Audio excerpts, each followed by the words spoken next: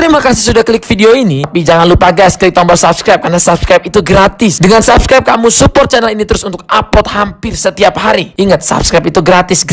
Gak ada ruginya kamu klik tombol subscribe guys. Selamat menonton. Enjoy. Assalamualaikum warahmatullahi wabarakatuh. Selamat datang di channel Wahyu Arianto. Jangan lupa like, subscribe dan share. Yuk kita ke ceritanya saja. Legenda Tengger, Gunung Bromo. Cerita rakyat Jawa Timur ratusan tahun yang lalu, pada masa pemerintahan Raja terakhir Majapahit, Brawijaya, keadaan begitu tidak menentu karena berkembangnya agama baru, Islam. Pada saat itu, Ratu melahirkan seorang bayi perempuan dan diberi nama Roro Anteng. Kemudian sang putri menikah dengan Joko Seger, seorang dari kasta Brahma. Karena pengaruh agama baru begitu kuat sehingga menimbulkan kekacauan, raja dan pengikutnya terpaksa mundur ke wilayah timur, sebagian sampai di Bali dan sebagian sampai di Gunung Berapi. Pasangan suami istri baru, Roro Anteng dan Joko Seger juga bergabung bersama kelompok yang pergi ke Gunung Berapi. Kemudian mereka menguasai daerah Gunung Berapi dan menamakannya Tengger. Kata Tengger berasal dari Roro Anteng dan Joko Seger.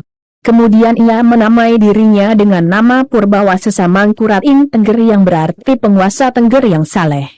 Bertahun-tahun seiring dengan berkembangnya wilayah yang makmur, raja dan ratu merasa tidak bahagia karena mereka tidak memiliki anak untuk menggantikan tahta mereka.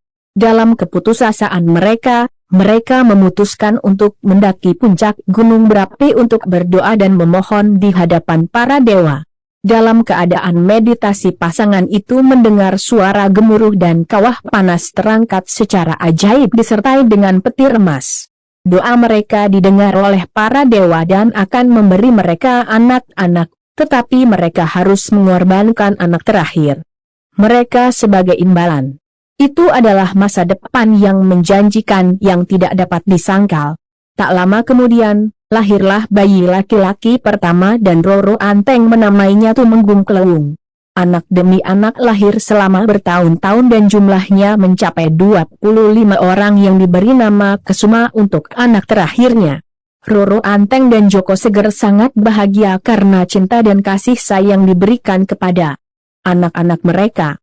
Kebahagiaan bertahan selama bertahun-tahun, tetapi perasaan khawatir dan sedih masih menghantui mereka karena janji mereka akan minta suatu hari. Mereka menyadari bahwa mereka tidak bisa lari dari kenyataan. Hari itu pun tiba, para dewa mengingatkan mereka tentang janji mereka yang tidak bisa dihindari. Karena mereka merasakan betapa kejamnya mengorbankan anak kesayangan mereka. Mereka memutuskan untuk mengingkari janji mereka dengan tidak mempersembahkannya kepada para dewa. Mereka membawa pergi anak-anak mereka untuk menyelamatkan anak terakhir mereka dari persembahan.